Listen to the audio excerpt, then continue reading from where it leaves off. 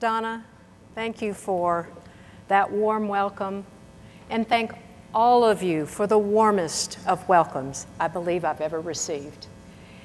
Thank you for all of the fine Sigma Kappas who've worked so hard to get me here and have supported me during this trip. It's been truly awesome. I want you to imagine this. A 17-year-old girl from a small country town in rural Tennessee is dropped off at a hotel. She is so excited to be starting college at the University of California. Do each of you remember that day in your life? For some of you, it wasn't so long ago, right? That young girl knew no one there. She had no place to live once classes started. Was she bold, or was she just crazy? I don't think she knew what bold was, and she was too naive to be scared.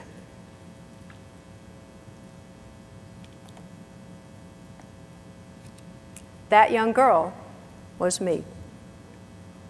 Back then at Cal, there were somewhere between 20 and 24 sororities, if my memory served, a huge number. Incoming freshmen could rush back then, and if they pledged, they'd move into the sorority house. How convenient. Rush was a very formal affair with suggested outfits for each day. One day we were to wear suits and hats. Imagine that. Is Rush like that today? Maybe not. Well, my mother assured me that because I was a double, triple, sure enough legacy to her sorority, that I was certain to be invited to join them. Well, they summarily dropped me from invitations on the third day of Rush. So imagine, here I am, holding back tears, waiting in a long line to use the telephone to call home. My mother answered, and she cried with me and fumed at her sorority. I won't tell you which one that is. Then Daddy got on the line. "What's wrong, baby?" he said.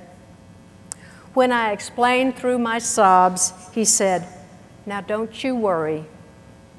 We know it will all work out."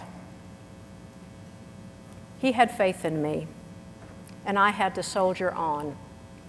It was at that point that I finally began to really assess the houses that kept inviting me back. And one stood out. Not only did it have a big, beautiful house that looked out on the Golden Gate Bridge, but I liked the girls there, and they seemed to like me, and were rather intrigued that I came from that foreign land called Tennessee, and I had a strange accent. Well, my world changed when I received this note. Sigma Kappa invites Margaret Ray Seddon to become a pledged member of Lambda Chapter, University of California, 2409 Waring, Berkeley, California. That small note changed my life in the autumn of 1965. Well, most of you are too young to remember what was going on at Berkeley back then.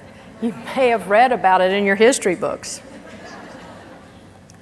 The free speech movement had erupted the previous year, Students demanded that the university allow them to say and to publish whatever they wanted on campus, and to invite any speakers that they wished. People like folks from the Communist Party and Carol Doda, a big-chested stripper from San Francisco. Yikes. And other movements soon followed. There was the protest against the Vietnam War. There were things about women's liberation and the Black Panthers, and of course, hippies. There was a haze of marijuana smoke that used to hang over the cheering section at football games. Wow.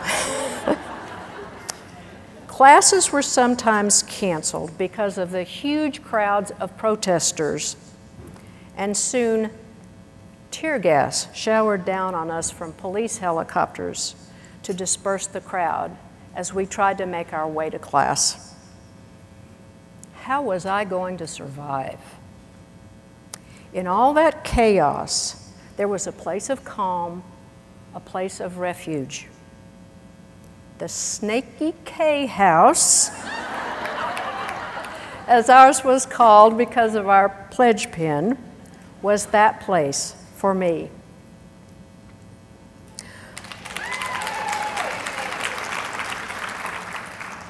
And I learned almost everything I needed to know about adult life right there. With a little help from my friends, I learned how to be independent, how to manage my own money, how to choose my own classes, and even how to wash my own clothes.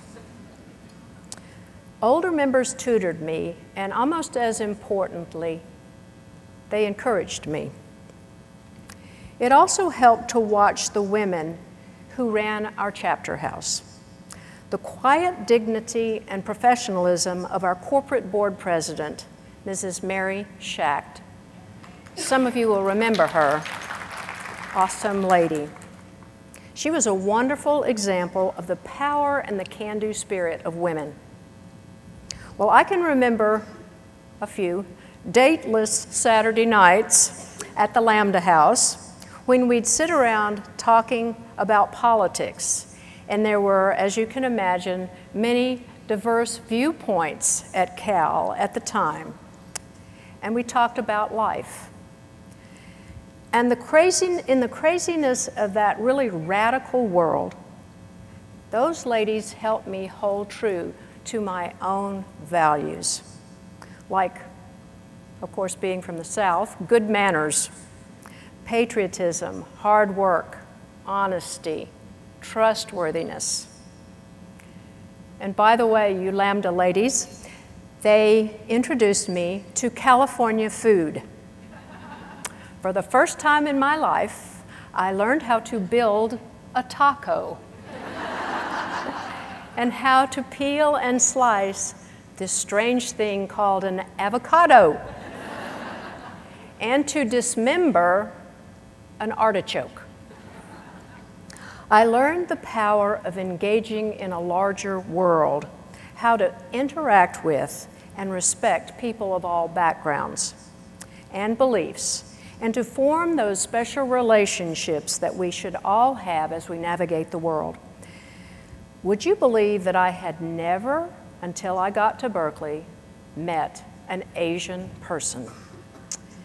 And in my small hometown of about 7,000, there were probably 5 Jewish people. Imagine that.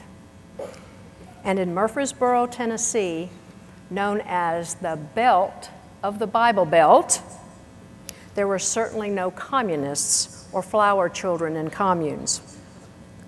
In my final year at Cal, I decided that I wanted to apply to medical school. But in 1970, fewer than 10% of medical students were female. It simply wasn't done. In fact, our family's pediatrician, Dr. Charlie Lewis, said to me, "You're too cute to be a doctor. You'll just marry and drop out." Well,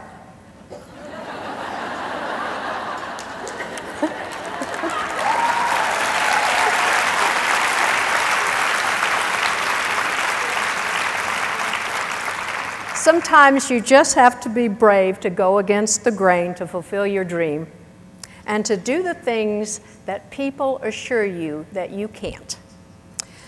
It took the faith and support of sisters and members of my house to embolden me to go against the odds and send in an application. I became one of only 6 women in a class of 100 at my medical school, and there were no female professors.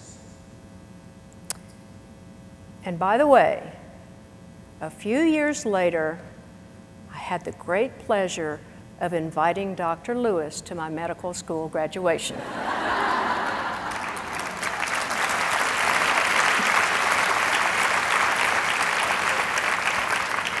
True story. But I'll bet many of you are bold to this day because of how you came of age as I did in college. And believe me, I had to stay bold. When I started my internship in surgery, I was the only female in that program. I was told at that hospital that women were not allowed in the doctor's lounge. The chief of surgery said to me, "Go sit in the nurse's bathroom." What an embarrassment, and what a giant put down. Well, even though I had learned a lot about women's liberation, I didn't burn my bra in the hospital lobby. When my year-long internship was over, I was out of there. I switched to a different hospital for my residency, and those crazy rules didn't apply there. But it was the grit and resilience that I had learned at Lambda that carried me through those difficult days. And in 1978, I was one of the first sorority women ever to become an astronaut. There were only 6 of us in a class of 35 selected for the space shuttle program. Well, what could sorority life have taught me about that strange and different world? Well, the women astronauts were under a lot of scrutiny, and the press was watching us closely. What kind of people are these women? Can they speak up for themselves? So NASA gave us media training. We were warned to watch out for open microphones and for cameras that kept rolling, so we wouldn't make some sort of gaffe. At all times, we needed to look and sound like inspiring national heroes and had to appear to be of good character and of correct ethos. Appear to have the right ethos. That bothered me. I didn't want to just have the facade of being of good character. Why not just have good character so that someone couldn't catch you in an unguarded moment? You know something? I had learned at Berkeley that when you wore a Sigma Kappa pin, you were representing your sorority. And don't you think that's true today? As a sorority girl, I needed to be a good role model. And I was surprised that that meant some rather interesting things. So I'm going to digress a moment and tell you a funny story about the older girls in my house who were making sure that we didn't do the wrong thing and give our house a bad reputation. A pledge sister and I had been set up on blind dates with some fraternity boys by 2 of the more senior girls in the house. And as we were getting ready to go out, those sisters invited us in to talk to us. As we sat wide-eyed, waiting to hear about what college dating would be like, one of those girls said, we wanted to make sure that you were wearing 2 girdles. What? You mean so it would be harder for someone to take my clothes off? But they were sharing their wisdom with us about how to stay out of trouble. Well, I took that concept of good character and correct ethos when I traded my sorority pin in for an astronaut badge with NASA and my name on it. Well, people told me that I was brave to go all the way to California to college, and to Berkeley in particular. But I learned the true meaning of bravery, as Donna said, when I found myself perched atop 4.5 million pounds of explosives and someone was about to light the fuse. Having a little trouble here. There we are. Can you imagine that? Hard for me, thinking back on it, to believe that I did that. Well, launching on a rocket is not for the faint of heart. And I flew a small memento for Sigma Kappa on my first flight, my pledge pin. So in a way, all my Sigma Kappa sisters went with me into space.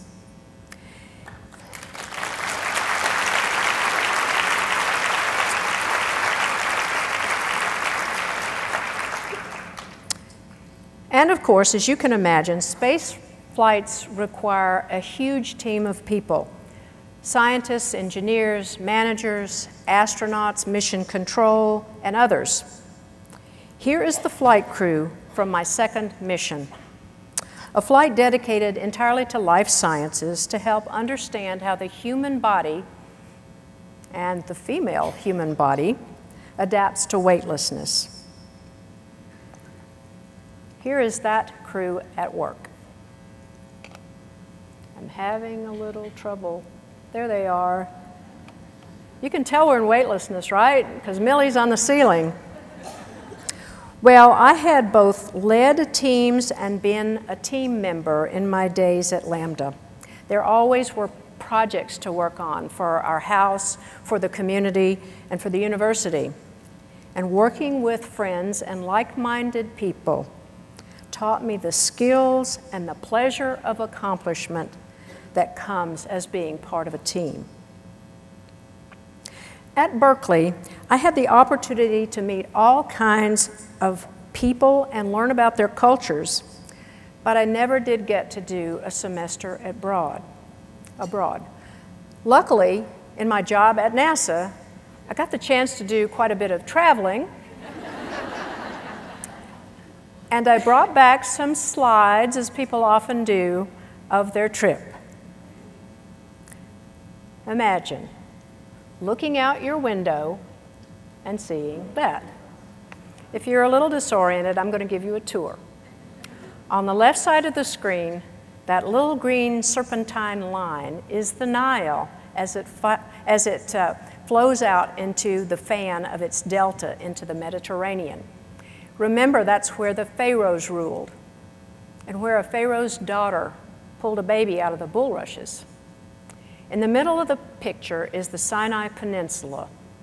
It's all desert, and it's where Moses and the Israelites wandered for 40 years.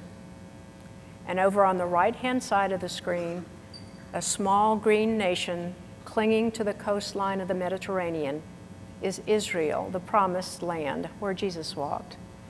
So an awesome picture to bring back from a wonderful trip.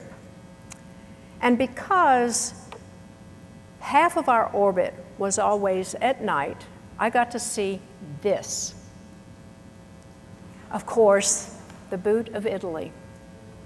You can pick out where all the big cities are, can't you? Rome and Naples and Florence and Venice. It was amazing to look out the window and think that those cities sit atop civilizations that started thousands of years ago. and to remember how much we got from those civilizations, how much of our art and our architecture and our law and our government. An absolutely beautiful way to see the earth. And seeing the world like this makes you realize that we are part of a global village and are traveling through the universe together. When the Apollo astronauts on the moon saw the Earth in the vast darkness of space, they called it the little blue marble. I have been proud to see that our sorority over time has become more inclusive of people from different backgrounds. Thank you for that. You may know that I married a fellow astronaut, Navy Captain Robert Gibson, otherwise known as Hoot. We were so very fortunate to have made 8 flights between us. Here are the patches from those missions. I have to tell you that when you're assigned to a crew, they become part of your family, and you of theirs.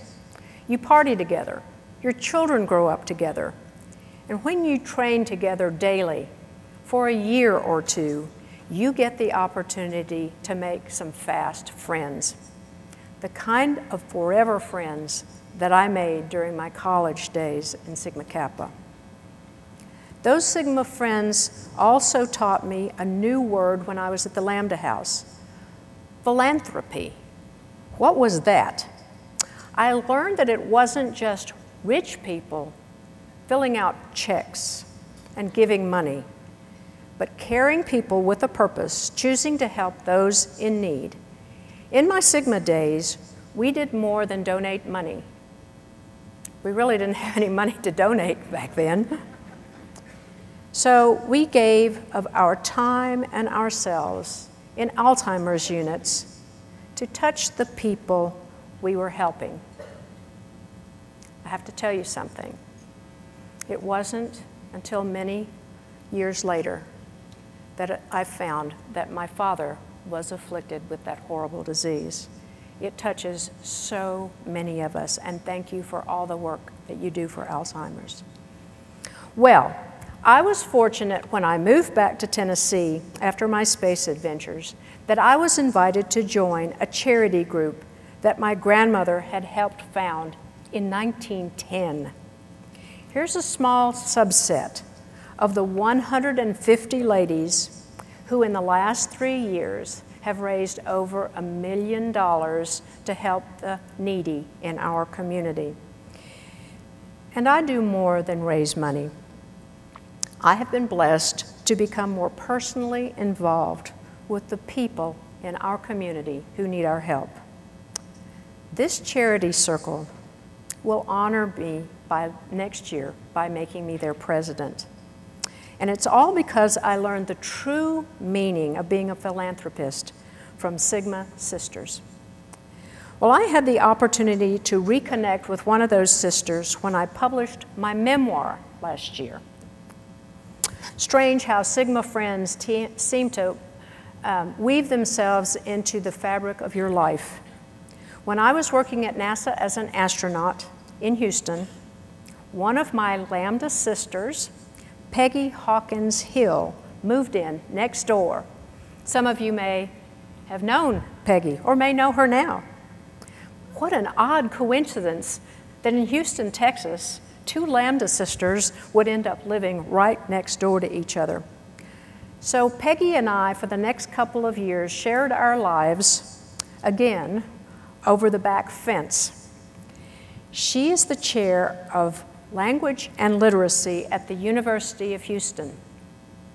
She became a mentor for me. When she found out I was publishing my book, she truly, truly helped me. And you know something? She was still looking out for me because she had been one of those girls who years before told me to wear 2 girdles.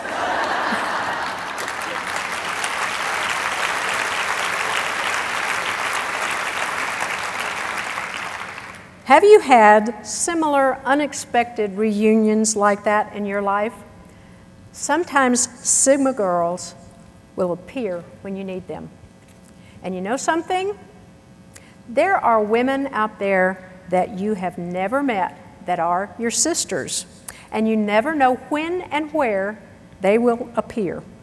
Last year, I had the very great honor of being inducted into the Astronaut Hall of Fame at the Kennedy Space Center in Florida. So I rose to give my acceptance speech and looked out at a huge crowd like this one. As I began my talk, imagine my surprise when I looked out into the back of the crowd and saw a banner held high that said, "Congratulations, Ray Seddon, from your Sigma sisters." These are the Florida alums, the Orlando alums, who came and made a special trip to join the celebration. Believe me, that is lifelong sisterhood. And recently I got to visit a Sigma Kappa chapter in my home state at the University of Tennessee in Knoxville. I got a tour through this beautiful house. It reminded me, and should remind all of us, whether we are alumni or national officers or corporate board members or collegians, that we are passing a torch to some wonderful young women. Many of those young women are here today. You are the future of our sorority and our nation. You need some of the things to learn some of the things that alumni and I learned during our sorority days: boldness, bravery, optimism, purpose, engagement, values, role modeling, teamwork, and the importance of the sisterhood of other women. My purpose, your purpose, and Sigma Kappa's purpose are all the same. We want to help today's young women to find their purpose in this world, to find their own orbit. Thank you for doing for today's collegians what this Lambda chapter of Sigma Kappa did for me 50 years ago. If that had not happened, my life would have been very different. Many of the things that made my career and my life so successful, I learned at Lambda. So thank you for being my sisters.